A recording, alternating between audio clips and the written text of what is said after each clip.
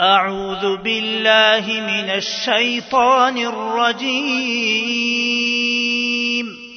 بسم الله الرحمن الرحيم.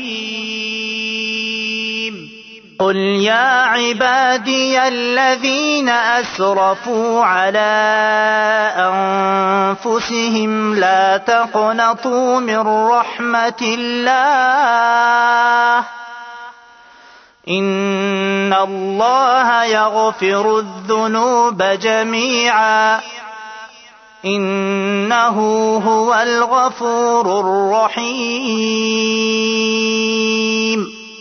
بگو از طرف من ای آن بندگان من که تجاوز از حد کردند بر خود، ناامید مشوید از رحمت خدا.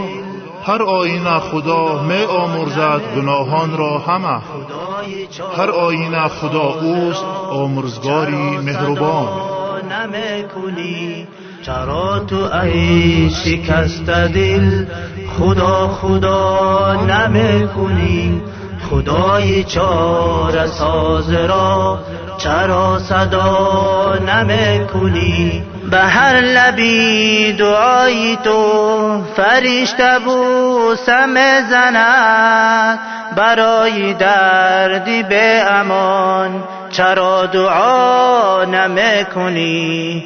به قطره قطره اشکی تو خدا نظاره میکنه، به وقت گریه ها چرا خدا خدا نمیکنی؟ به هر لبی دعای تو فرشته بوسه میزند، برای دردی به امان چرا دعا نمیکنی؟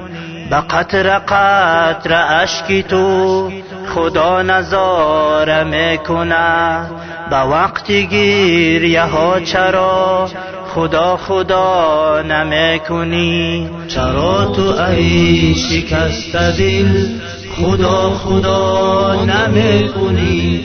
خدای چاره ساز را چرا صدا نمیکنی؟ چرا تو ای شکست دل خدا خدا نمیکنی؟ خدای چاره ساز را چرا صدا نمیکنی؟ سحر زبان ناله ها گلی مراد میدهد، بنی شب چرا لبه بنا لوا نمیکنی؟ دلی تو مانده در قفس از آشیانه خود، پرنده ای اسیر را چرا رها نمیکنی؟ سحر زبان ناله ها گلی مراد میدهد، بنی شب چرا لبه بنا لوا نمیکنی؟ دلی تو مانده در قفس از آشیانه خود، پرنده ای اسیر را چرا رها نمیکنی؟ چرا تو ای شکست دل خدا خدا نمیکنی؟ خدای چاره ساز را چرا صدا نمیکنی؟ چرا تو ای شکست دل خدا خدا نمیکنی؟ خدای چاره ساز را چرا صدا نمیکنی؟ چرا تو ای شکست دل خدا خدا نمیکنی؟